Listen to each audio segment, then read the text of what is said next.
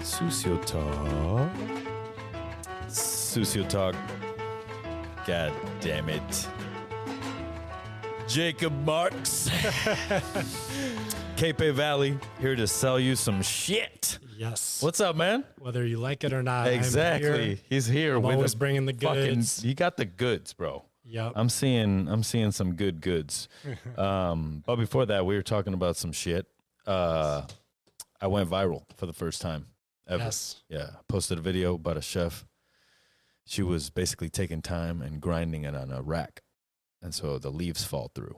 Right. And I posted it. I didn't think nothing of it. I'd never seen it before. In my 20 years of cooking, I'd never seen it. The technique. Yeah. So I was like, let me post it. And it went viral. We got 800,000 views so far. More than I've ever had. You and Time Chef. Yeah, exactly. So a lot of people were pissed off. Some people thought you're bruising the time. Some people thought I never seen this before. Oh, so that's people were. It was a little bit divisive. Exactly. Yeah. And I felt like, yes, I gained followers because of it, but I also lost some people. You know what I mean? I lost some poor souls along the way. It was bound to happen. They were not along for the ride. Exactly. So how you been, man? I've been good. Closing down the year. Yeah.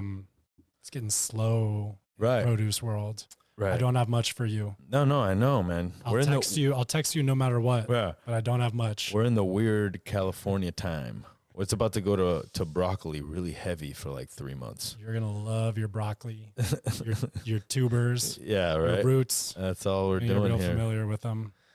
Does anything in this time of year inspire you? Get you excited? I feel like the roots aren't ready yet right now. For me, I like them in February, beginning of February. Because you want them. You're ready for them. Yeah, They're ready for you. I'm ready for them. I think we're ready for each other. Yes. I just can't start too early. Ways. Dude, if you start too early with the butternut squash, you're done. No. You know what I mean? No. Hold on to that late summer menu as long as you can. Even when it doesn't make sense. Yeah, exactly. Just a little bit, And then you could do the fusion menu, where you got late summer, early fall. Try to do that. I feel like places get afraid. Yeah. Because of, their loyal clientele. Right. I'd be afraid too. I mean, you get a little summer squash. Right. A little winter squash. Yeah. Fusion. Mm-hmm. So, cool. Capay Valley, that's where you're at. What's your title officially? Officially or unofficially? Whatever. Give me both. I like to consider myself a local food connector. Okay. I like to bring the farm to the table, like to bring the local makers into your awareness. Okay. And want it to be delicious, want it to have a sense of place. Mm-hmm. And where I currently work is the Capay Valley Farm Shop. We're a food hub. We work with farms in Yolo County. Yeah. And only Yolo County? Preferably Yolo County. Mm-hmm. Have you ever focused on Yolo? Have you ever gone outside the Yolo? You gotta go outside sometimes. You gotta give people what they want. Right. That is very true. You always want strawberries. How do you hold that line of giving people what they want, but also being proud of what you're doing, staying in season, being true to yourself, Mm-hmm. Well, the business is principled about like what is important to us. Yeah. What is values aligned is local product, is source identification. I think for me, that's the part when I was, I got into food, like looking at getting excited by farmers markets. Yeah. Like that was the thing that connected food with me. Like I'm a Florida boy. I didn't grow up with, food came from Publix, supermarkets. You've ever been down in the Southeast? I love Publix. we love a Publix. So right, yeah. Yes, that's where food came from for me. Right. But coming out here, meeting the farmers, meeting the producers that are making it happen, that it became apparent that like making them famous, making them like what people get excited about, I think is a really powerful thing. Yeah. You get into the food system. Everything is a race to the bottom, a drive to make everything the same. Yeah. Right. And that's why people don't want to pay for food. That's why people don't want to pay enough for food, regardless of how much love you and your team put into it, regardless of the amazing magic that the growers are doing to make this stuff appear on our plates and in markets. So I think the source identification is for our business. That's kind of in the definition of food hubs. It's source identified produce. Like, we don't want to be providing things from, you know, a food marketing organization, where it kind of gets a little cloudy where that's coming from. Yeah. You know, source identification is really important to us. And I know you work with a lot of farms, but name those farms, baby. People listen to this show that don't live in California, right? Really? So yeah, for sure. Got some reach. Yeah, I got some reach, especially after Time Lady. I'm in 32 countries, bro. Let's go. Wow. Let's go. Canada is the first one behind the U.S. So you have 32 countries. Name them all. All right, here we go. Australia, Puerto Rico. That's all I got. That's all I got. I'll give a similar. I went with islands. Stay on island. You know, yeah. Stay on island. Island time, baby. Let's go. Which we got to get into because we have some island connections. Oh shit! Okay. That heard. We got to loop back on. Okay. You got to find in the show notes if you want to fast forward to the island time, because that's when things get spicy. That's right. But we have some shared roots which we got to talk about. Okay. Dope. I want to answer your question.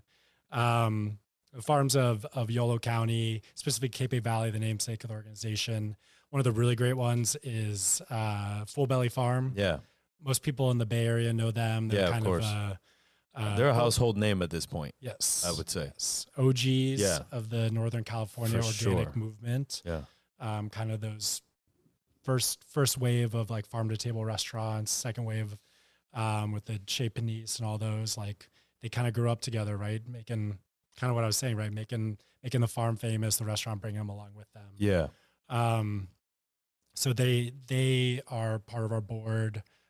Some of the folks from Full Belly Farm. And, yeah, they're really awesome to work with. We having mic issues. This thing. No, just stay close to it. Stay close. Yeah. I was thinking I would just keep my hand on it the whole time. We could do that. You know, I guess I don't really understand how sound travels, but that's what you're supposed to do with these microphones. Stay close. Stay close to it, man. I will stay closer, just like I will stay close to my farms. That's right. Yeah. So there's some of the more we consider those medium-sized farms, like 300 to 500 acres. Yeah. They're doing farmers markets. They're out there. They have their own distribution channels. And we're super proud to work with folks like that. River Dog Farm is another great one that people in the Bay Area farmers market scene know. Yeah. And then we also work with a dozen smaller farms that maybe go to some farmers markets, maybe, have some CSA box programs, but for them, we really provide a direct sales channel similar to what farmers markets are, right? Yeah. Where you can see where the product is coming from. You can build a relationship with that. Like people can start to, have tastes like that River Dog Savoy spinach. That stuff is magical. A lot of my chefs, a lot of my baker customers, they're obsessed with that stuff because they actually know it and it's consistent and they can build relationships with it. So that direct sales channel is important for all the farms we work with. On the smaller side, I have some stuff today from some of our citrus growers because it's that time of year. Yes, it is. We have some stuff from Capay Hills Orchard. We were eating something earlier. This delicious. Does this have a crazy name or is it just no? It's just an orange. What do you want to name? What do you want to name that? I don't know, man. Is it a Satsuma? Or yeah, that's a Satsuma. Okay. But yeah, Capay Hills Orchard. They're doing fruit. They're doing nuts. Yeah. Very cool. We got fruit and nuts. Damn. Trees. Damn. Because you have your farmers that grow row crops. Yeah. Your farmers that like to hang out in the trees. It's kind of a little bit of a line. Okay. And then are you going out and getting new farms to this day, or are you guys we got enough farmers? I think we are trying to make the farms in our region, help them to be viable. Because you may have heard in the food world, there's a lot of businesses in the food world, but not a lot of people are balling. Not a lot of people are making that much money. Yeah, it's very true. Right? It's hard to be sustainable. Just like every restaurant's living on a week-to-week paycheck, basically.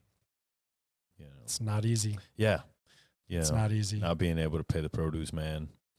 Like, pay the produce man. yeah, pay the produce man, Please bro. play the He'll come fucking Yep. break your leg. Look at him. Watch out. This is a message to all my customers. Eater Pay will up. write about you. You know, you don't want that. What is a produce company like Capay Valley Farm? Do you ever talk to a thing like Eater, SF Chronicle? Do they ever reach out? Because they're always talking to the restaurants, right? I think the focus is restaurants. Yeah. That's what diners ultimately want to hear about. I think when you see farms start to get brought in, it's when the chefs kind of tell that story. I think that's why chefs play such an important role in it, because you guys are the storytellers. You tell the story through flavor. You tell the story through place. Mm-hmm. That's why those relationships are so important for farmers to be connected, I think, right? And how long you been with them now? 2 years. 2 years. You haven't always been a produce man. No. I hear. No. Or so I hear. Shout out to Emmanuel Uwe. He knew me back before I was the produce man. Or what produce my, man. My nieces call me the carrot man. they're like Tio sells carrots. There you go. Theo Carrot. That's it. That's it. So here on Suits Talk, we take it all the way back, sir. All the way back. Where were you born? I was born in Clearwater, Florida. Clearwater, Florida. Is it Clearwater? Is it is that the name it? No. Gulf Coast. Gulf Coast, not clear. It is warm. It is nice. We got the warm weather. Right. It's like almost like a bathtub sometimes in there. Really? But not very clear. Not very clear. A little bit confusing there. But okay. Yeah. Greenish? Like what kind of the water? Yeah. What are we talking about? Kind of always stays a little brown. Is it okay? Is it pollution and shit? Or? I think it's just if I'm getting it correctly, the ocean reflects the sky. The sky reflects our dreams. So out there. Get the fuck out of here. God damn it. See this one. I have to talk shit about Florida while I'm here. Come on now. Of course. I mean, you're all the way the fuck over here now. I tried to go further. I spent a little time in Hawaii during the pandemic, and they said, please go back, sir. Right. Our coconuts cannot take all of your coconut fondling. Right. It wasn't good. You're like, get the fuck out of here. So you didn't do well on that island. No. Okay. No. Florida's soon to be an island. When it is, I don't think they'll allow me back. There you go. What'd your parents do when you were younger? My parents? Mm-hmm. My parents are both in healthcare. Yeah. My mom's a nurse. She's still practicing. She helps women age gracefully. And my dad is a retired gynecologist. Dope. That's cool. Yep. So it's like your dad was in an open relationship with the entire community. With the entire community. That's cool. Yeah. I like that. What? Yeah. Took care of people. There you go. Yeah. Yeah. That's fucking bad. My aunt is actually the best gynecologist in Puerto Rico. The best. The best. What do you think makes someone the best Legit gynecologist? I don't know, man. She's just got a good way around the pussy. You know what I mean? I can't really say what she's done. I haven't been there, but yeah, everyone knows she's top notch. Seems like go down there and see her in Ponce. You know? Seems like the lady doctors have an advantage. You know? I mean, they started young. You know what I'm saying? Yes. Hey. So your parents were chill, or were they really, strict on you? How was your upbringing? They were quickly exhausted by my tenacious spirit, right. Being a huge pain in the ass, being a petulant pain in the ass. There you go. What were your interests? Interest? Yeah. When you were in school, sports until I figured out weed was the coolest. Wow. How old were you? Yeah.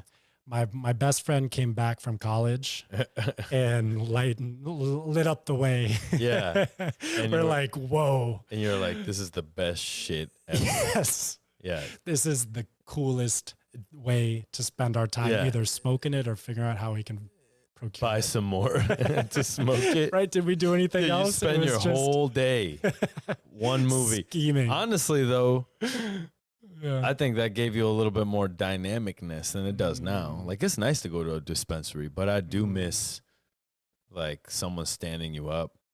you know, not coming to you. Not You're bringing like, bags, just God putting it putting it in your palm. Yeah. Or like, you know, fucking having only one joint and it falls over the, you know, the side of the fucking boat or the We live in a car, world the of window. abundance. Yeah, now you're just like, oh shit, we dropped the joint. Let's just go to the dispensary again. You know, you ain't got no fucking. Is Florida legal now? Do you go back there? I think they do. I think they do medical. Yeah. Are your parents still there? My mom is. Yeah. Oh shit. Yeah. Mom's hanging out. Mom loves it. She's a Florida girl for life. My daddy's out. He's like, I can't go back there. Yeah.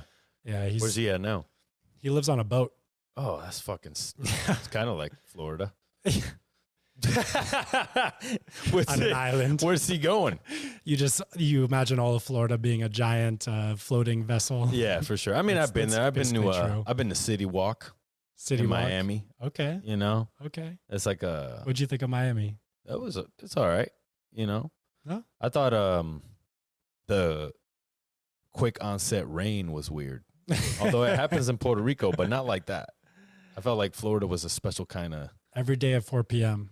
Right. Yeah. There was like runs through quick. Yeah, and it's like you better run. See you later. Yeah. Like the whole sun goes away. It gets dark. It rains, and then done. Sun comes back. Yep. And you're like, yep. And then all you have left to show for is the sauna. Right. It's hot. It's humid. That is true. Yeah. I guess no one needs a sauna then. Do people sauna in Florida, you think? Probably. If they're listening to, is there hot tubs in Florida? They're listening to the podcast. If they're listening to podcast bros and telling them to go, got to get your cold plunge. Got to get. I'm sure there's plenty of those guys and gals in Florida that are like, I need to have my cold exposure therapy. Fuck all that shit, man. I ain't down. You're not into it? I mean, it's not like I've tried it, but I'm not about to just go do whatever someone is like. You know what I do. But they're telling you it's really good. Telling you it's changed their life. These are your fellow podcast hosts. I normally do shit that people say not to do. Don't smoke. You're in. Don't do drugs. Yeah. You know what I mean? You won't like this. They didn't figure out how to educate me. It will make all your wildest dreams come true, but you don't want none of this. Right. I wish I could identify contrarianism as a like ADHD or whatever, put us in a different school and then tell us the opposite. And then maybe we won't come out as a diagnosis for contrarianism. Exactly. Yeah. Like, you know, I feel like they can now. You think the whole world should be set up in a way that you can put them a number on them and know who they are? Yeah. Fuck yeah. You just see on their forehead, you're like, I need to tell this guy the exact opposite of what I need. Exactly. Yeah. You know, make sure to edit this podcast to make me look terrible. Thank you. I will never do that, Jake. It's impossible, really. I mean, it's just hard to speak in double negatives all day. You kind of start, it's like spinning a lie where you're like, I don't remember where I started. I don't know where I'm at now, but I'm confused. Yeah. I don't even know what I want anymore. There you go. But is that, I did want to ask as a podcaster, what podcast do you listen to? Do you listen to people? Do you like being fed hours of content of two dudes sitting on a couch talking? Are you into that? Or are you just into making? No, I do listen. I like Bill Burr. Okay. The podcast, Joe Rogan. Listen to that one. You like the funnies. I do. I think Joe Rogan has the best range of hosts. And you can pick and choose. He does them so much that you can pick and choose which one you want to listen to. Right. And you don't feel bad about not listening to the other ones. Whereas like Bill Burr podcast, I'm like, oh fuck, I missed last Monday. I gotta listen to it or whatever. That's what you want. You want to drive urgency that I cannot miss another Susio Talks podcast. Exactly. If I do, I'm fucked. If I don't listen to Jake the Carrot Guy, I'm fucked. There you go. You just breed consistency. And I think that I listen to podcasts and sometimes I catch myself and I'm like, what do people feel like when they listen to Susio Talk? Like, that's why sometimes I'm like, whatever you're doing out there. Some people listen to it while taking a bath or cooking, a lot of prep. Walking their dog. Yeah, walking their dog, driving their car. Tying their shoes. Yeah, just monotonous shit that we all do every day. That's why I try to like just say that shit, because one of the people who listen to it will be like, oh fuck, tie my shoes. You know, like he knows me. He sees me. Yeah, exactly. Susio sees me. Susio sees all. You know, that's what people don't know. I think there's something to, I don't know how this came to my mind, but this is out of left field, but it's kind of related to that. People want to feel in this world where we're disconnected. It's so global. Yeah. AI is, you know, you're probably AI interviewing me right now. You just have this on autopilot. You're in your kitchen, sleeping or cooking right now. You're prepping. Right. I knew it. This guy's tying his shoes. I'm a hologram. That's it. No. People want to feel special. People want to feel spoken to, not just my like marketing profile, right? You think about on Facebook, they have that little, Jake is a 25 to 35-year-old male who likes tying his shoes and doing nothing but smoking weed, right? That profile. But I think people want to feel spoken to. The thing that came to my mind is did you ever listen to house music? Yeah. Electronic music? Yeah. I went to school in Miami. Speaking of, that was my second stop. We're weaving the story of me and you. That's You're in Miami now. I did that. I'm in Miami now. House music. I'm at Ultra Music Festival. Everyone half dancing, half dancing, half just losing their minds. Yeah. And a musician I really liked at that point was Porter Robinson. You remember Porter Robinson? He used to play just heavy electro house, just nasty stuff. Really, really fun to dance to, especially if, you know, you have tripping a few. balls. That's it. That's it. And it was coming out of COVID a couple of years ago, and I saw that he was coming to the Bay. He does a festival at the Coliseum, his own festival. And I was like, oh my God, I haven't been to a concert in years. I haven't seen another human being and who knows how long. Like this was fresh, like COVID, like Bay Area starting to open back up. For your Canadian folks, California was locked down for like 2 years. For our Floridian folks, we wore masks. Yeah. You didn't do shit in Florida. You partied. No. Bro, the streets were wild in Florida. You guys had a party outside every day. That's right. I spent 4 months at the end of that first COVID year in Florida and just wild out. I couldn't believe it. I couldn't believe the time that people were having. But Porter Robinson comes to Oakland Coliseum, throws this festival, and I go, and it's a bunch of anime kids. Are you into that? The anime mangas into your world a little bit? There's that one where the parents eat the food and turn into pigs. Yes. I forget the name of it, but yes, I've seen that. It interests me. I never watch it, but that's you should play that before lineup every day. Just play the scene of the people. I think the idea is becoming what they eat or something. They're you are what you eat. From Spirited Away. Basically, there you go. Yeah. Spirited Away. That's a beautiful movie. There's a spot in Alameda called Yojimbo. It's a sushi roll spot, kind of like you step down into it. Okay. Karaage and all that, you know. It's delicious. Yum. But they always play that movie. They just have it playing. So over the course of time when I've been there, I think I've seen the whole thing. I just haven't heard it.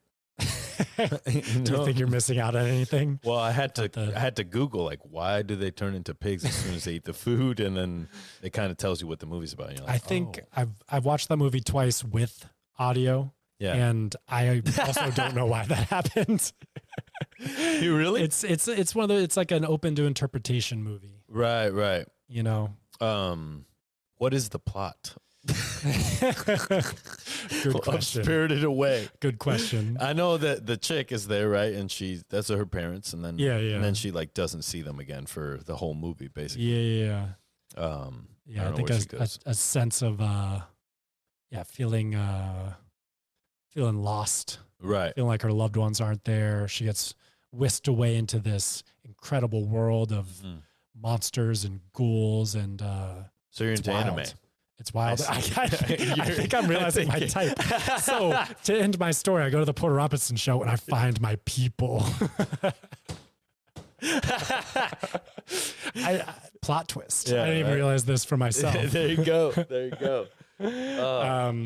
So I was mentioning the Porter Robinson show because I go to this festival and I was expecting this house show. I was expecting like throw down. I went with the girl I was dating at the time. We're like, let's go. We're ready. And we go in there and just a bunch of young kids dressed in their I know I'm butchering it. There's a more interesting subculture that I'm giving credit to, but they were like anime kids. Like that's what I understand of it, which I am one of. And Porter Robinson had changed his entire music. He's no longer, he actually talked about himself from the era where I loved him. I felt very called out because he's like, he's saying these like, these ballads that are like kind of anime electronic infused ballads about his feelings, and they're very sweet, but just not what I was expecting. And he shouts out to his, or calls out his old self as like, back when I was Electro House fuckboy. And I was like, damn, like that's when I loved his music. I was an Electro House fuckboy. There you go, chef. That was you. That was me. And now he's singing ballads. And I what I saw is everyone in that crowd felt like Porter Robinson was their best friend. Right. He's their absolute best friend. He's telling them stories. He's letting them know about his relationship, how him and his girl are happier than they've ever been. Like, this is a music festival, and this was the content of it. And what I came away with it is that people want personal relationships wherever they can get it. They want to feel like they're being spoken to in a very one-to-one way. And I just feel like you were talking about with podcasts, like, it allows all of these niches to live. It allows the guy tying his shoes to be like, damn, Chef Susio's talking to me. Like, let's go. Like, this is for me. It is, yeah.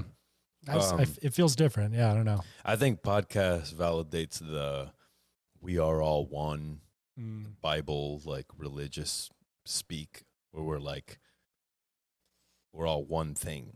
We're all somehow connected, right? What are we?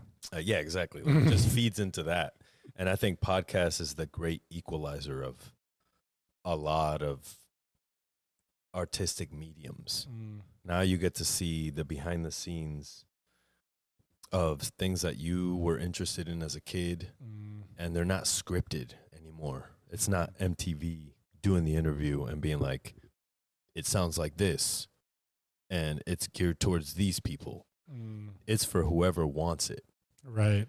And I feel like it's never been that way, because you have different TV channels and you have different access to different things depending on your income and where you are with money. But like, because podcasts came about so strongly at a time where everyone has a phone, right? Like, it's a crazy thing that different people can't go to the same restaurants, you know, like depending on how much money you make, but you can both listen to the same podcast, you know, and enjoy the same thing. And that's kind of something funny that I realized during, when I went to WWE, like live, right? I was like, there are so many different fucking people here that love this thing. Really? You know? Yeah. Like, it wasn't that's not what I would expect. Exactly. You expect one type of person, right? Whether it's all rednecks or whoever the fuck else, right? But it's all the kids that didn't like me back in Florida. Exactly. But like, it made my life hell in middle school. That's them. Yeah. But I think that I think that medium just brings a lot of different people, and it's interesting when that happens. Food is the same, but we all kind of have to eat. You don't have to listen to a podcast. You know, right? People go out of their way to choose this thing and to be podcast. And to be a part of someone's WWE and food. There you go. Those are the three things. That's me, baby. That's your algorithm. But I feel like you're saying it's beyond. There are some things that are beyond the algorithm. There's some things that are fed to us. Yeah. Right. Like, you're of a certain age, you're going to watch MTV, and then that transition to you're a certain age, so we know what we're going to show you on Instagram. But it sounds like you're saying, because I feel like podcast discovery, I mean, unless you get recommendations on stuff, like you're searching on Spotify, it's kind of the wild, wild west. You can find anything. Right. It's not pushing you any specific content. No, if you search for like what I search for a lot of times, like food podcast or like other interests, you know, I used to be into rock climbing stuff. Like it can be any of those, and they're not sorted. It's just, you can just stumble upon it. Exactly. And that's like right now everybody's like, oh, everyone has a podcast, right? Yeah. But I feel like there's fewer podcasts than we think. And the reason why we think everyone has a podcast, because it's true. And because the biggest ones are always in your fucking face. You know, like today I woke up and they showed that Joe Rogan lost his #1 spot as like the best podcast, right? Oh, really? I don't even know who this person is who took it, but I'm like, cool. Yeah. You know, I don't know how that happens or, you know, whatever, because the way it was he was like #1 by a lot. So I'm like, damn, this person must be like killing it. Yes. You know, on the rise. Good for them. Yeah. Because that kind of shows too, okay, the game can change, you know? But did seeing the people at the top, does that make you want to check it out? No, I saw it as a way that I can express myself. And also a way to get in the room with people that I wanted to learn from or know, you know, because I, you know, can't just be like, you want to be friends? You know, like it's so hard. This is like a set time and date, you know, and we're locked in. Yeah. And so it's also, people are going to relate to it. There's some person out there who sells produce, who knows the struggle, who has been in the industry, has dealt with all the issues, you know what I mean? Probably from Clear Lake, Florida. Who knows? I don't know. If you're out there, hit me up. Yeah, if you're out there, I want to know you. Only person in Florida I know. I mean, I got some familia over there. Shout out to Tiffany Guillotti. But my boy, Chef Dave Witt, who's probably the biggest fan I have of the show. But he's been following me for a while, and he always shows a lot of love. So I just, you know, I wanted to shout him out because I know he'll hear this. Awesome. You know, and he'll literally. Have you guys transcended the podcast relationship and know each other and I haven't in real life experiences? Not in real life. No, but I've talked to this person quite a bit, you know, like in the comment section. Just DMs, whatever the fuck. And it's cool to know that across the way there's somebody who like cares about how your podcast does. Yeah. You know what I mean? Like there's not a lot of people who wish good on you. Yeah. Most people are like, damn it, will you just shut the fuck up, or I hope that thing goes away. Yeah. You know, there's a lot of hate, especially in the Bay Area. I was going to ask you about that. The restaurant scene in the Bay Area, to me, seems a little bit more divided than in LA. You know, and I feel like divided against each other or divided against values. I don't feel like we don't collaborate enough, or they don't collaborate enough. You know, there's always like people bringing chefs from out of the country, out of state, but there's never like Oakland, San Francisco crossover. Like, that'd be kind of tight. Let's go Snail Bar, California. Fucking, you know what I'm saying? Like that kind of shit. Yeah. You know? Yeah. Let's go Burdell Quince. Fucking, hook it up. Yeah, you know what I mean? We got room on this booth for a couple more. We do. But I mean, I think that we're in a time where there can be more creativity to the way we market ourselves, especially because, you know, Vox took down Eater, and now there's a bunch of food journalists that are going to make podcasts. I guarantee and are going to be on Substack. Guarantee it. You know, Substack, podcasting, and I think now I'm going to be able to have some access to them. Hey. Because before they wouldn't come on the show. They wouldn't come on. No, they got time now. Yeah. They got time. So I'm going to bring in my first prop. Oh, okay. What do you got? First prop, because I want to talk about what you're saying. Kind of reminds me of a little something I learned from my boy, Rick Rubin. I brought his book in the back here. And with you as a creative individual, I thought you might appreciate this. Have you seen this book before? The one on top? But I know that people have been talking about this a lot. I see his reels come up a lot. Yeah. But wow. It's a sexy book. It's a very sexy well-designed book. Jesus. It's a beautiful book. I brought that book to the register before I realized it was a $38 book. $38. Yeah. Failure is the information you need to get where you're going. God damn. He's so good, dude. Believe that. This man, I feel like, is what we're all trying to reach, that ultimate freedom. of doing what you love, you know, and getting making a life of it, you know? Yeah. And and I think the reason that I brought him up right now and invoked that is because he talks about this book is about creativity, and he talks about competition or non-competition in the arts. And it's I think it's some very human thing that he talks about, which is we see other people doing well. We see other people coming up with that, you know, snail bar, Burdell,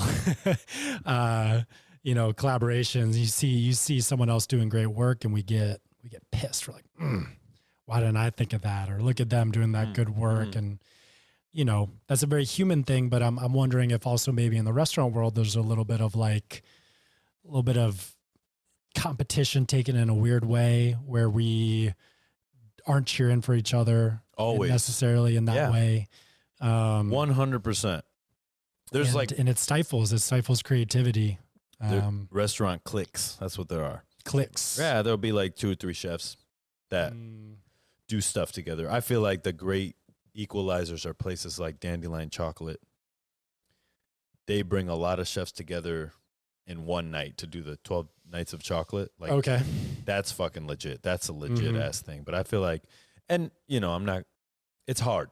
You know, you got to close down your business or work an extra day to do this pop up or whatever it is. Right. I get it. Like, it's not the easiest thing to do. Is the vibe at those things? Are they actually like collaboration like that, or is it kind of like I'm gonna come in, I'm gonna put up my food, I'm gonna flex on everybody, and then I'm out? Like, I think it depends where the chef is in his trajectory. You know, like for example, we did 12 days of Christmas at Meadowood with fucking Grant Ackett's Alinea team. Yes. This shit was so tense. Yeah, like we would line up for like plate up. Like plate up's always a little tense, but like no one spoke. And me and Dalton, I'm gonna throw him under the bus right now. Dalton Thomas, shout out to you. Your boy. We misplaced the mise en place. And so Grant Ackett's goes to open the bottom low boy, and he's like, "Where is it?" And I'm like, "Oh, I'll go get it in the walk-in." I don't know if it's in the walk-in or not. I just go in there. Good on you to take action. You stay moving, chef. Then I come back out, and I'm like, "Oh fuck, it's not in the walk-in." Yeah. I open the low boy to the second bin, and it's in there. Oh, in front of everybody. Everybody's looking. Yes. And so it's just right where it was supposed to be. Fuck yeah, I know. And then exactly. And then fucking Costello's looking at me like, motherfucker, you know? And I'm like, oh fuck. So why do you think? I mean, they were in your place. I think that, you know, at that time the look on his face told me, like, how could you fuck up in front of someone so awesome? You know, like that little, like, you forgot where your mise en place was. I was like, damn. He said it all with a look. And then later that night, our greens wilted. Unspoken. And he sent us home. Me and Dalton. Then we went and ate In-N-Out. So Alinea Day. Were we smiling, or were we over tears? We were just feeling? Like, you know, what are you gonna do? You know, like, you get thrown out. We stood outside for an hour and a half, and then door didn't open back up. No, door didn't open. Did you think it would? I thought it would. I walked in and asked to be let back in, and he was like, "Nah."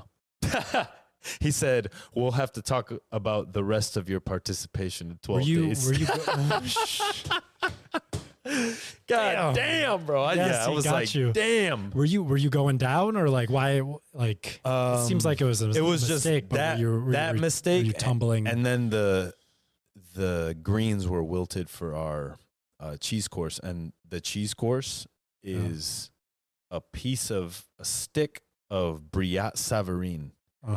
So basically, we take the Brillat Savarin, super soft cheese, put it in hay, cryovac it, cook it for like 5 minutes to infuse the hay.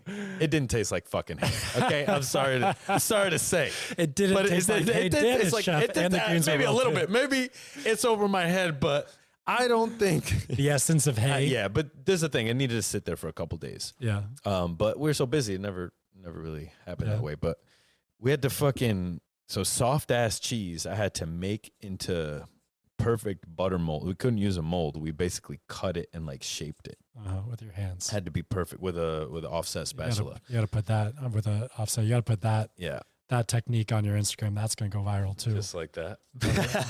Butter in the cheese. Yeah, money back to me.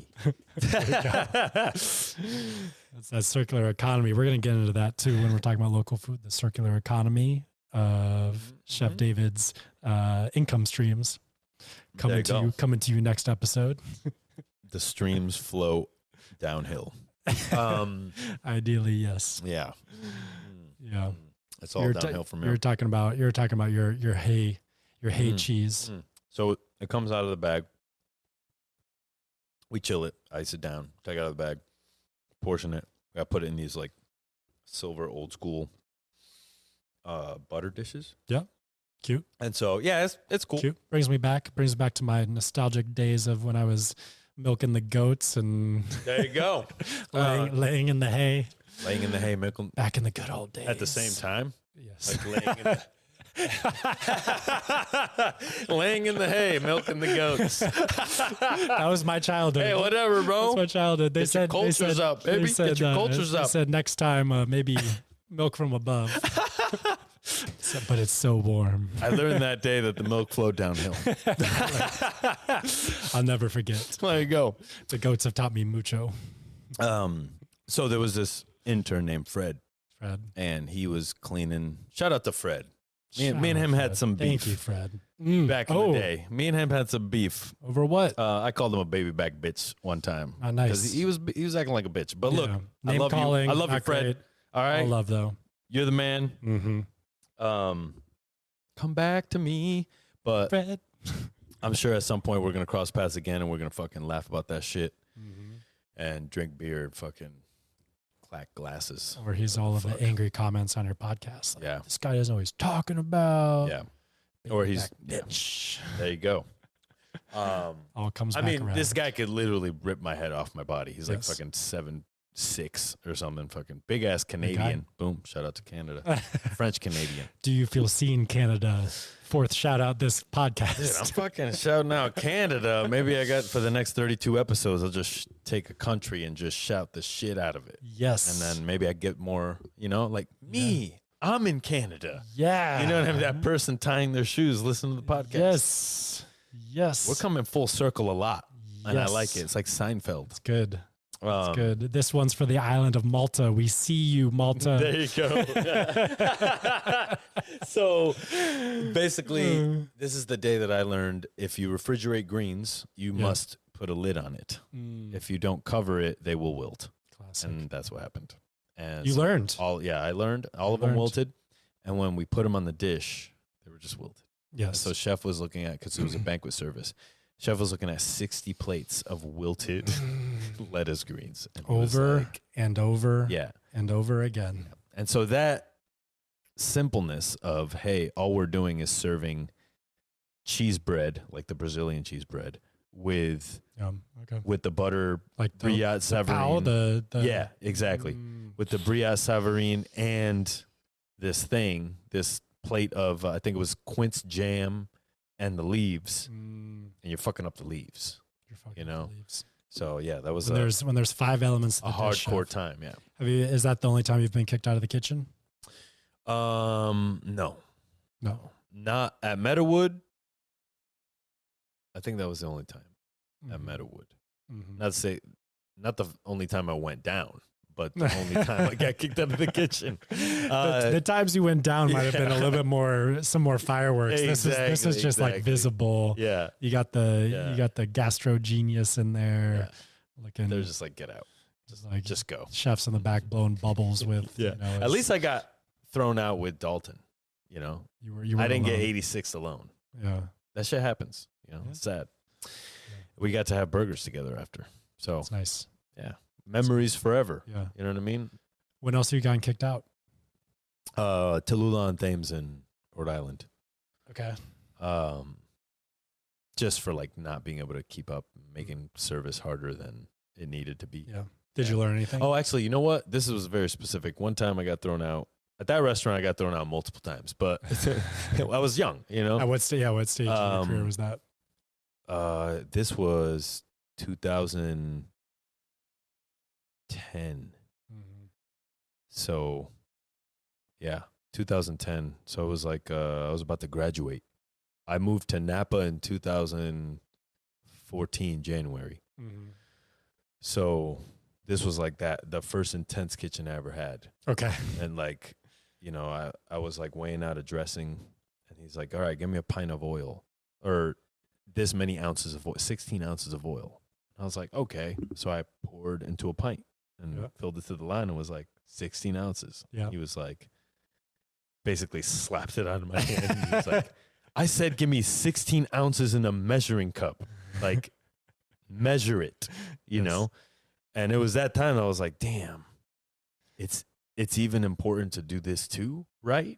Like everything I have to do is right. Right. It's not like, I was going to say, what's the lesson learned from this? It's all the entire lesson learned. It's like, it's how you start.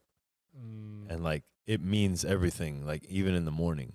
And I have severe ADHD. And sometimes I'm like, how did I make it? Sometimes it was sheer will. Yeah. Just like, you will not break me. Yeah. You know? Do you think that's the strongest thing in a kitchen? Do you think how far can willpower take you? Oh, that's hard. I mean, it depends on how much you have. You know, I mean, I've seen a lot of people be like, you know, come back the next day thinking they're going to kill it and then get fired. You know what I mean? So I don't know. It's different for everybody, and the situations are always different too. And usually if someone gets shit canned like that, there's already been other things that have happened and led up to that. Nobody ever just gets fired for like the first time they fuck up. Right. You know what I mean?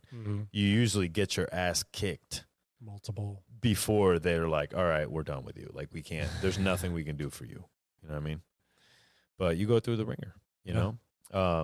Have you had to excuse any of your staff for the day recently? You can't do that anymore. You can't do that anymore. No, especially in corporate kitchens. You can't do it. You sound like my extended family member saying kind of racist shit and then saying, and yeah, they don't let you say that anymore. I'm like, Auntie, that was racist before. They don't let you do that anymore. Do they really not let you do that anymore? No, they don't. No. I feel like it's necessary to be able to excuse someone for the day. You know, like it's a business. From that standpoint. Right? It's a business, and you don't get to tell me, the business owner or the person running it, what I should accept from you, because you're coming to work. Right. So it's what I expect of you. Right. But I thought work is for me to learn. Chef. To elevate Absolutely my career. Not. You know, I'm being provocative. Absolutely like, not. Right. Isn't no, that? But like, you're right, because people think that way. And but to be fair, you know, that is how it is framed to us. Right.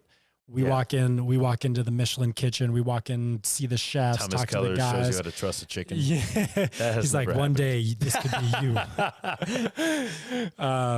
No, but it's framed as like, first off, we're family. Yeah. Second it's romantic. Off, you're going to learn so much here. This is going to help you elevate your career. This is going to be a place where you can learn and grow. We want people that are bought in, blah, blah, blah. So there is a little bit of a narrative that I can understand where, you know, some of the newer generation of people in kitchens and just in the workplace are like feeling entitled. It's like, did you hear what you all said to me like 2 months ago when I was hired? You know, like and you have to mature to a certain point to see past that. I.e. me getting laid off from my tech job during COVID and realizing like, they don't give a shit about me. That's what led me to food in the first place was the opening I saw, 'cause I was comfortable. I was seeing how much I could extract, you know, how much I could get out of this job, how much I could make, how much free time. And I got smacked back a little bit, right? And I'm glad it happened. I'm glad it happened earlier in my career so I could learn from it. But you know, that is kind of a lot of what we tell people. So I think it's also good to remind people before letting them letting them go on a single day and saying, hey, just so you know, this is a business. Yeah, I mean, I think also, too, when you fire someone, if they don't know why they're fired, then you fucked up as a leader. Yeah. So, it's not just going to the firing range and getting rid of everyone. No, it's cutting the cancer. At a certain point, you're not helping the team. Right. So I have to, it's all like gang mentality. You know what I'm saying? Like someone disrespects you. Yeah. Like you have to strike down. And it's not in the serious way of like, I'm going to hit you or abuse you. No, it's motherfuckers need to know that that's not acceptable. You form the culture and how it is. So, but if you let things go too much, then you can't bring it back. And then you have to get rid of everyone and start again. So how much do you lean on the striking down part versus when you said gang, I started thinking of, I think some of the best teams that I've been a part of, it's when there really was that feeling of like, you got to do this for the person next to you. Cause if you don't do this, you're going to fuck everyone down. Exactly. The line, right. That's the key. Yeah. To success is to build a team. Is it one more than the other? Finding like, I guess your time and place. No, literally that's all of it. I feel like that's where you do, that's where you're going. And the other stuff is just the resistance getting you there. Like there's always going to be a pushback. Like everyone gets it, from you start off as a cook and you're like happy to be there. And then after a couple of years, you think you know better than you know. And then you go to your next place and they fucking knock you down. Yeah. And then you become better. Yeah. And then maybe you become a sous chef at that place. And then you think you're the shit or you're better than the executive chef. Right? That happens a lot. He's never around, blah, blah, blah. You don't understand. Yeah. You're yelling at people because that's what you think you got to do. Because that's what you've seen. And then, fast forward, you become an executive chef. And you're never in the kitchen. Yeah. Well, I mean, yes, right? Yeah. Because nowadays, the CDC position is the best position, in my opinion. The best. Yeah. But you got to get the good one. Like the David Breeden one. I forget the chef up there's name now, but because he makes the food, right? They ultimately drive the creative direction of the restaurant. So therefore, they drive the restaurant, right? Right. And so then Keller's still there, but everyone knows who this guy is. And I feel like then there's other places where it's the other way around. Like the CDC does the scheduling, right?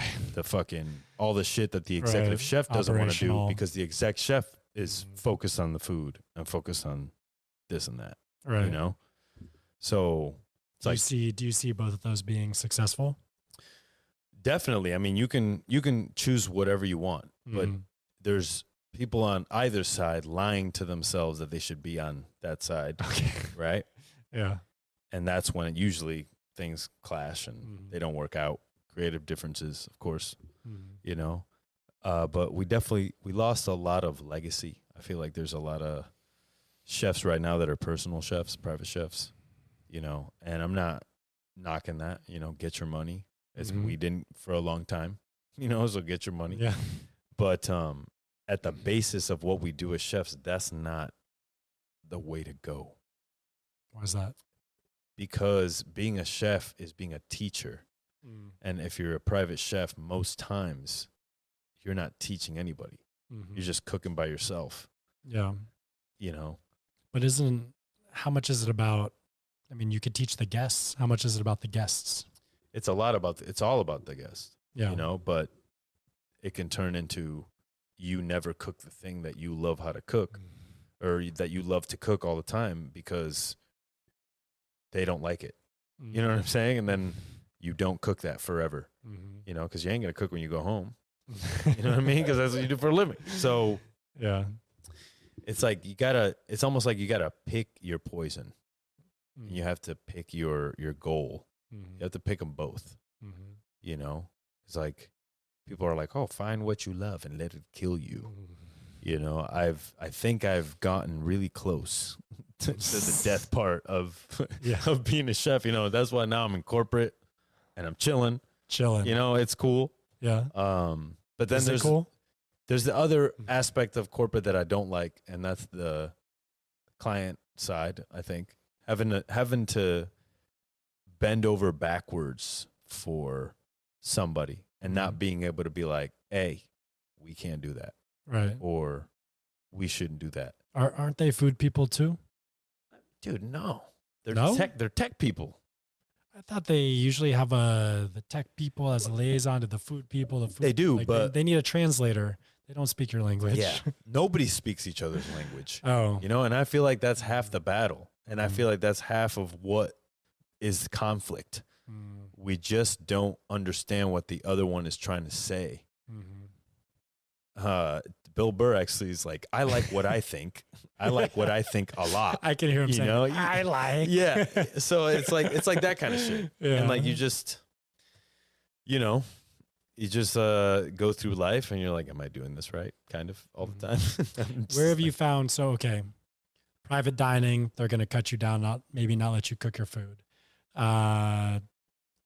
Tech people, they're going to have all their wants and needs, how they imagine their tech campus is runs and the food they put out, so they cut you down. Yeah. I only spent a little bit of time in restaurants, but it seems like in restaurants, it seems like, you know, you got to adhere to the guests. You got to have a quick service restaurant. You got to have a certain price for your tasting menu. Like, it seems like there's always someone kind of going, but I guess my question is what's the best guest? What's the best kind of interplay with that, or what situations can breed like a really good, you know, I feel like the guest one has to want to pay more money for the food, know the service they get. And it's on both sides, right? Because I feel like as chefs, we've definitely raised the price quite a bit. You know what I mean? I have too. Yeah, there you go. We all have. But it's like, you're not doing it to fuck people over. You're doing it out of necessity. You know, I feel like there's some chefs out there who just like, it's 20 grand to show up, baby. And like, shout out to you, man. If they're paying you that money, like, hey, I want that one day. Yeah. You know what I'm saying? Yeah. Quote high. Yeah, exactly. Can only go down from there. Exactly. I'll get my Groupon later. It's like, okay, 20,000 now, $120 tasting menu. Aim high. Why not? I know. You got to. And I think this is the thing. I think the real hero chefs are like the chefs that work at high schools. Yeah. And fucking like prisons. Uh-huh. You know, they're feeding the most amount of people that need it. Right. Right. These tech motherfuckers make $250 a year. They can go they can go anywhere. They can fuck off and go anywhere and eat. It's all good. Yeah. Right. Honestly, they would probably be happy if the company provided Grubhub instead. For sure. Right? Yeah. 100. Right. No Grubhub is going up to San Quentin. No. I know. Maybe we should change that, chef. You want to be the driver? Take out to take me out. Let's go. You know? Let's go. The school stuff is beautiful. That's something that I'm getting to play in through the business, through the farm shop. We got a grant through the state to get some amazing fresh produce to the kids, build out capacity to like figure out what they need, figure out how to hopefully get stuff sustainable so we can have stuff priced for schools even when the grant money dries up. That's kind of the hard part, right? It's like I've learned a little bit about the budgeting thing with tech, right? Because one quarter, everything's good. We just had our IPO, our stock price is up and we're balling, we're serving crab legs and everything. And then next quarter, no one texts me back, and it's because no one's, the money dried up, whatever's happening for sure. Year. For sure. But for the schools, I mean, they're getting all this money, and it could just be a one-time, just go buy some nice stuff from farms. But I think they're really trying to make it sustainable, where the grant money gets it going, and then hopefully it continues. And it's interesting, and hearing about the environments that these school food service directors work in, it's really, really interesting Yeah. and tough and like limited resources. They're getting, they're getting a gift card from the federal government to go buy a bunch of thousands and thousands of pounds of chicken. Like it's a totally different world. Right. Yeah.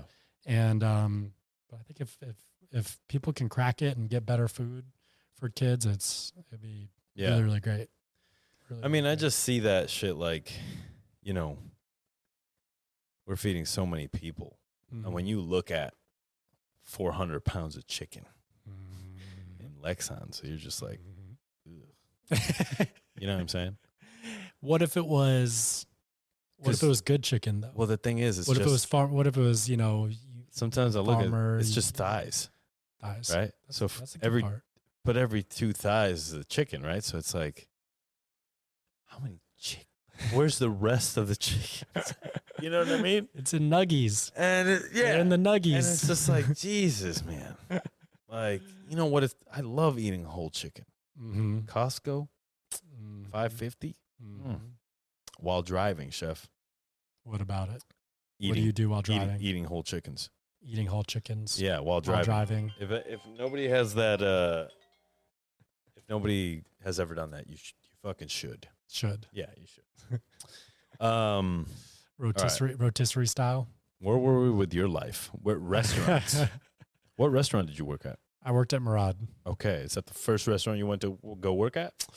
First full time. Okay. Yeah, I had helped during the pandemic. I was cooking on my friend's food truck. Yeah. Kind of my mentor, my friend. Shout out Ron Kane, 415 Barbecue. Yeah. Ron's Pit Stop.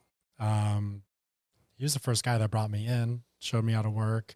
Old school pit master, cooks over wood smoke, throws down some banging soul food sides. And he had a food truck during the pandemic, and all the bars couldn't be open unless they had food. So we were posted up at 16th and Mission at, is it called Delirium? Classic bar in the Mission there, and we were just serving barbecue. Yeah. And that was the first time that I'd ever spent any time really doing this since, rolling burritos and in high school, right, and a little bit of serving stuff. But that was like my first coming back to food as like an adult and in the kitchen. Damn. And so what made you go to Murad? Like, that's a wild jump.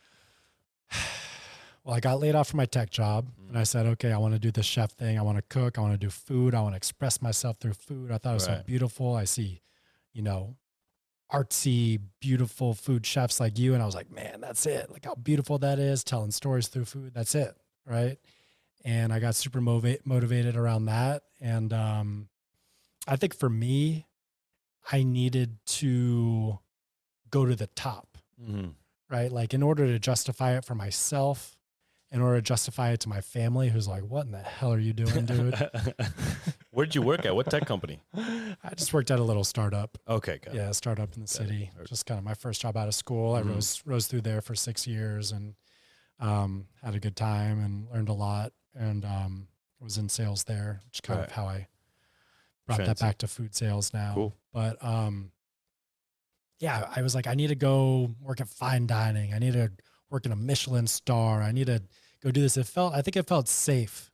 It felt like, if I had gone out the next day and told everyone like, I'm now working for Ron's Pit Stop Barbecue, they'd be like, what the hell is going on? Right. I didn't. And the thing is knowing what I know now, where would I have learned the most about cooking? Probably at Ron's Pit Stop Barbecue. And this isn't bashing like any other experience I had. I learned so much at Murad, right? You learn a lot in fine dining. Yeah. As a line cook, I learned a lot about getting organized and the ways of the kitchen world. I learned how to heat up bags. I learned how to set up a station. It's like that's super important skills for, going up the ranks in that setting. Was all the meat bagged? I mean, we use the sous vide bag heavy, but not all of it. Okay. Yeah. Did you guys have a fire over there?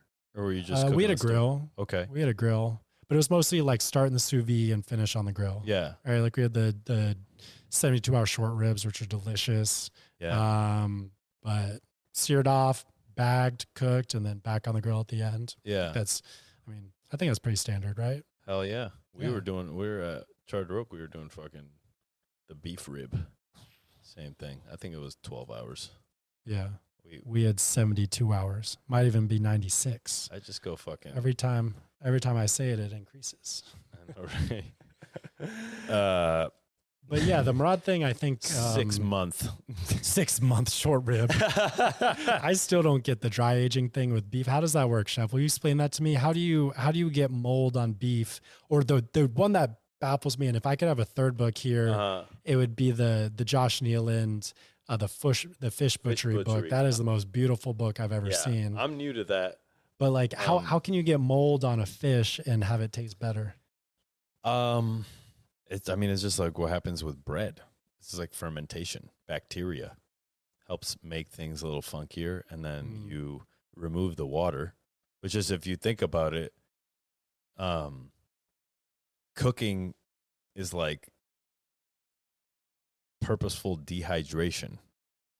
Like when you cook something, water, the water's coming off of it, right? And you especially I think of vegetables is more clear to me. And then you stop when all the water's gone. Or like for beets, for example, people cook them and then they just eat them. Fuck that. Like cook them, peel them, and then throw them in the oven at like 300 for like 2 hours. You know what I mean? Just cook all the water off of them, and they'll be like meaty. You know what I mean? And they'll have a better texture. Other than so just you're drying out my food, Chef. That's how you're getting flavor. Oh yeah, drying it out, taking all the water out of it. Yeah, and just turning it into flavor. Exactly. Yeah. The sous vide, I used it a lot. I grew up on it, but do I love it? No, absolutely not. It's just that's because I was Ron's pit stop, and then I was Murad, right? I was nowhere, nothing in between. So I have a very limited view.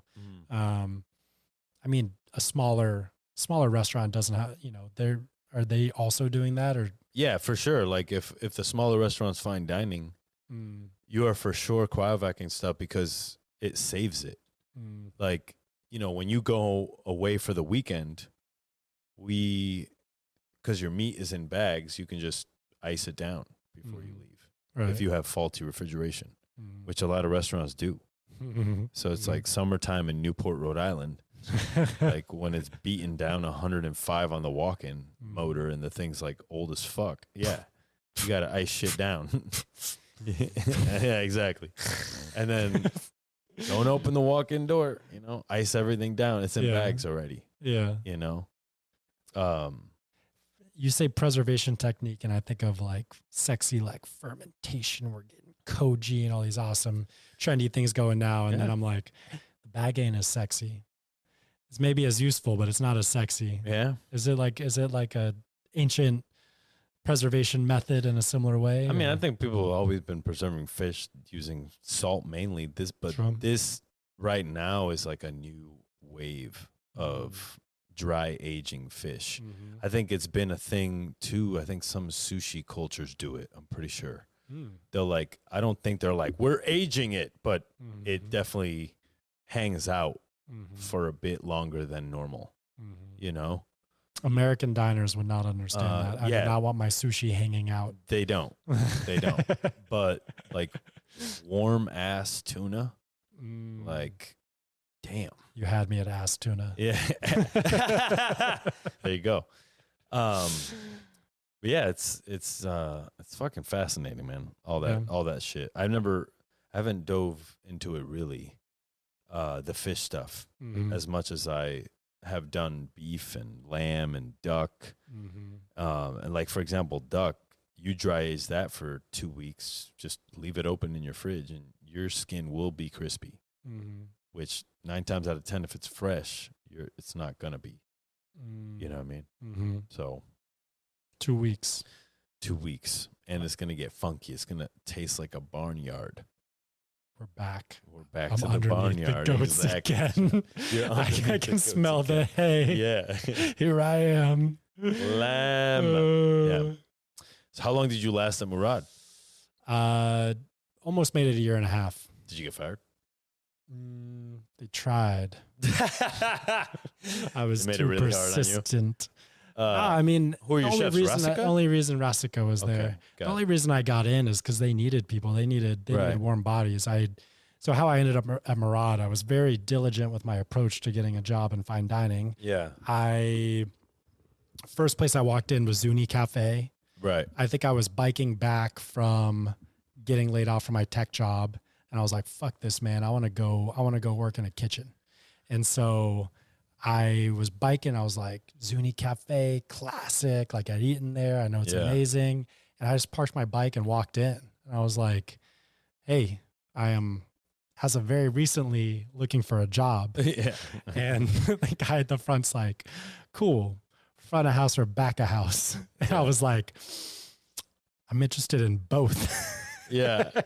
And he's like, get the fuck out of here, please. He's like, huge red flag. He should have turned me around. He was very nice. He sent me to the front of house manager. I talked to him for a bit. I was like, you know what? I think I was just nervous when I came in. I was like, I want to cook. I definitely want to cook. Yeah. So he took me to the back, and I was talking to Chef Nate. Used to be there. He's now might be up in. You said you're in Rhode Island. I was in Rhode Island. Rhode Island. He's somewhere there in the Northeast. He's doing something. He was at Zuni for a while, and I was there. But super nice guy. He brought me in. It was the first conversation I had. He talked about setting up a stage and all that stuff. And basically what I did is I gave myself, I was like, I'm going to try out at 8 places, and then I got to make a decision. I think I tried out at 3 or 4, and I was like, man, I have no idea. This seems really hard. Like I want to keep on getting around a little bit. Yeah. So basically what I did is I took my severance from my job, spent 6 months just cooking everywhere I can in the city, stage 8 places. I went and cooked with my friend who was at Black Cat in Boulder, the farm to table restaurant. Yeah. I did 3 nights with him, cooked with a friend out in Atlanta, Dell Dining. It's kind of a private chef pop-up sort of situation. She's cooking a really amazing, like modern Persian food, super bomb. Shout out Nadia. And I was just cooking all I could. But I had decided fine dining was it. So I just kept on. I walked in probably most places. I sent a really weird email to Aaron London. Mm-hmm. Is that the chef from Al's Place? You know him? I don't know him, but he had a restaurant that was really amazing in the Mission that shut down. He had a deli at some point. Did Al's Place shut down? Al's Place is for shuttered. Sure. Yeah, it's like a to-go like Indian restaurant now. It's kind of sad. Wow. Beautiful food there. Yeah. I sent him a weird email. I was like, because he was famous for a little green salad. Yeah. Like I have the sales background, so I was like, I'm gonna use this to help me break in. So I was like, Chef Al, I'll come in, I'll do whatever it takes. I don't have cooking experience, but like I'll come be the #1 lettuce washer, like whatever it takes, you know. And I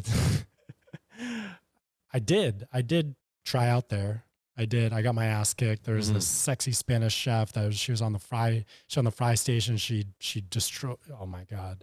She looked at me. We're like halfway through service, and she's like, I could tell she was frustrated with me. I was lost. It was my second time in a real professional kitchen, and she's like, I could tell she's frustrated. I'm like, okay, what should I do? Like, what would be the best thing I can do right now? She's like, I don't know, but you need to do something because right now you're just standing here like this.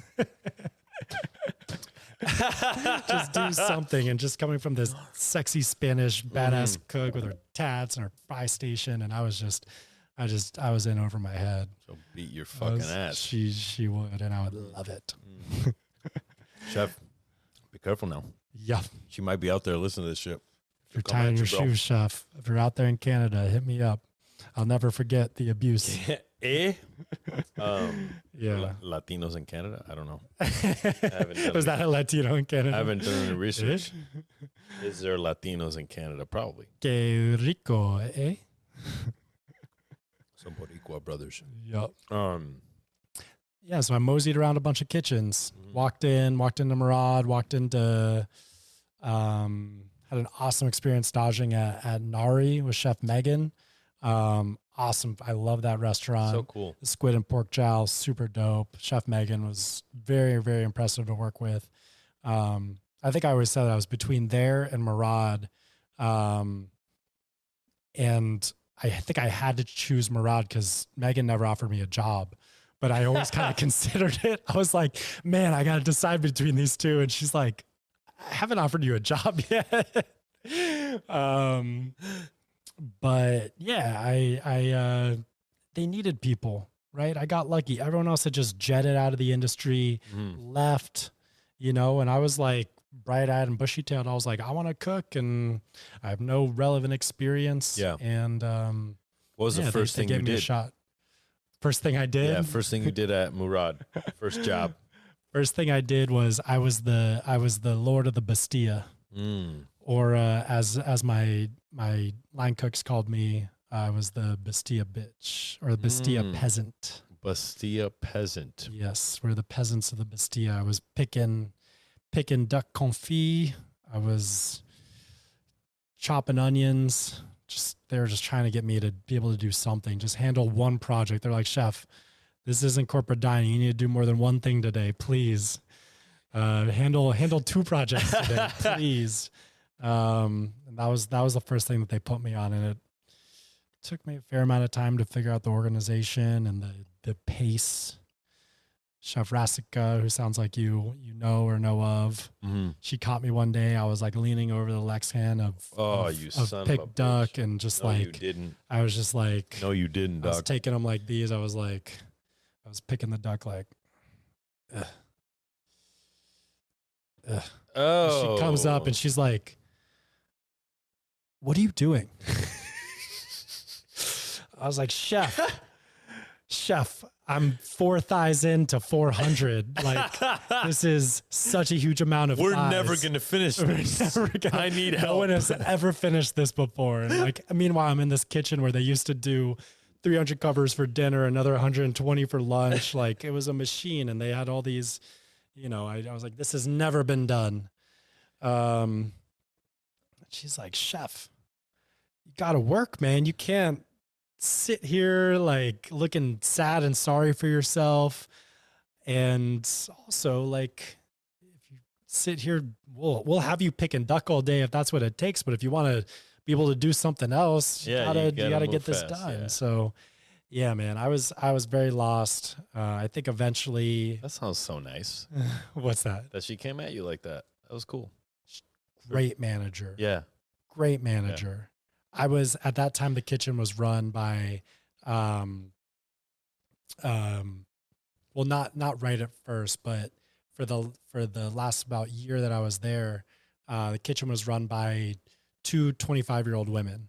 Mm-hmm. And at the time I'm a little bit older than them. And I was like, had been managed previously in the tech world by all these illustrious CEOs and PhD business school, all these people. And I'll tell you what, the women that were running that kitchen were some of the best managers I ever had.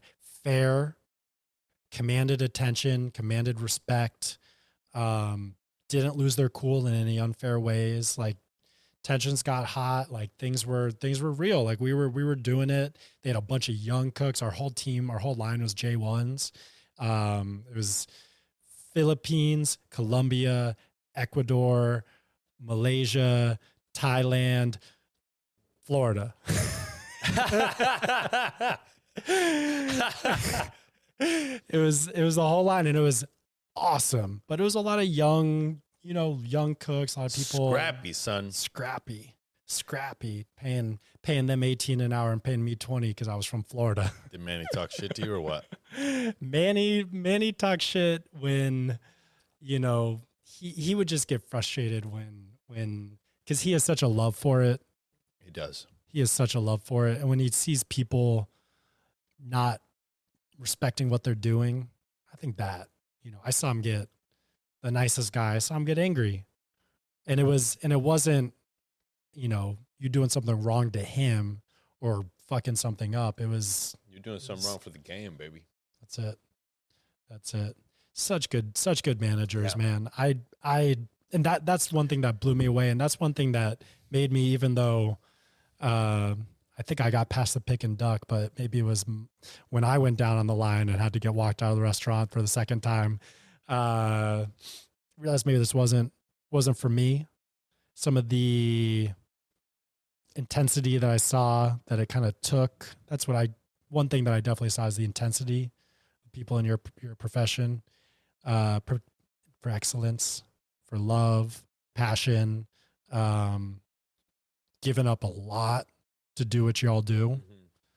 I started to realize that wasn't for me, but also seeing these people that I respect and love and doing something so beautiful. I want to stay close to it. I want to stay around it. And, I don't know if there would have been kitchens that would have figured out how to make, that I could have figured it out in. Part of me is always like, man, what if I had kept on going, maybe bounced around a couple kitchens, went to a smaller, slower restaurant, saw what that was like, go to something more casual, see what that was like, right? Like maybe something would have sparked, but I'm so happy for what I got there because I just got respect and love for those people, for the chefs, for the people in the game, like amazing, fair, hard workers, what they manage, the scope of what you manage as running a small business. It's incredible. And it's nothing like that. And what these, at the time, young women were doing and kicking ass at it, awesome. Really, really awesome. So cool. Hell yeah. You had a fucking great experience. Very. How was Murad himself? You didn't never mention him. You never mentioned him one time. He was busy, man. He's busy. No, I mean, he was for a lot of time that I was there, Murad was locked in. Yeah. Chef Rick, then Rasika, they had it locked in. We were running a tight ship. We were doing well. We were busy. Especially that first year was 2022. I mean, shit was busy. People were all that revenge spending. People were coming back in the Bay and going out to eat. It was busy and we were staffed up and all the J1s and, we were doing well. So Murad was at Aziza for most of the time because they were not, I think that was when places that didn't have the Michelin star, it seems like they were having hard time hiring. I heard that before Nari got their recognition. They were I'm friends with a couple of folks there, Chef Megan, Chef Nico. They're just telling me like it doesn't have the draw, right? If you're in fine dining but not Michelin, like it seems like it was harder. It always is, man. Yeah. Is that a thing? Yeah, it's always a thing, and I feel like restaurants that do fine dining are defined by that thing, and if they don't get it, they don't feel good. But you can take Is it like a mojo thing? Is it like a recognition? Yeah, it's like a mojo thing because then you get validation. Like what is it? People want to put Michelin stars on their resume if you're in this level of the game because like even in the private chef game, you put 3 stars on your resume, you're guaranteed more job, like opportunities. So it's like you go to culinary school, you work at restaurants for 10 years or whatever, and that being 3 Michelin is like finishing school. You know what I'm saying? It's like the top of the top, and you can only do it for so long. That was another thing, like people that do it for longer than fucking 5 years, like, somebody put it into perspective. They're like, yeah, but you worked like 20 hours a day. So like technically you worked there for 10 years, not 5 or whatever the fuck. And I'm like, oh yeah, I didn't really think about it. That's some better time accounting. Yeah. Yeah. Because I mean, it's asking a lot of you. When I look now, I'm like, how do you get to be the best, working 40 hours a week? Do you like, this isn't basketball. You can't just go out. I mean, you can cook at home. It's not the same. Like the game to be played is the line cooking, is the 6 to 10 o'clock at night, like make or break you, deadlines over and over again. then you got to clean. You know what I'm saying? Then you got to fucking worry about the next day's orders, right? It never ends. It's like, but that's the fun part of it, Well, because when you put it like that, like I listened to your conversation, a marathon. I listened to part 1 with Spencer. Queued up number 2. We'll get there. Yeah. But I heard him talking about a time when he started to get success was when he started putting in just showing up earlier than everyone. Yeah. And just putting in the longest days. And, I saw Rasika recently, and I didn't say this to her, but I think we ended up, there was highs and lows. I think we ended up like, she's like, you got the job done. You're okay. I'm glad you're doing something else now that you're better fit for it. Right. But there was a time where your boy Jake, the line cook, was motivated. I was in it. It was starting to click. I was in it. And that was when I'm still not sure if it was a coincidence, if that was when I was putting in the longest days. Yeah. Was I putting in the longest days because I was most in it? Was I putting in the longest days so I was in it? But that was when Rasika said to me, she's like, I hope she watches this just for this moment of, she said, Jake, you're a lot like me. You remind me of me. Yo, Jake. And the thing is I was definitely in it, but is there some like kind of pulling the wool over eyes of like, I don't know, just showing up at 10 a.m. and working, 14-hour day. And it's like, is it just showing the will and that's all it takes? Is it really about like the reps that you're getting? And part of me is my resistance to, I don't want to see y'all like burning yourself out and feeling like the only way you can do it is by being that hard and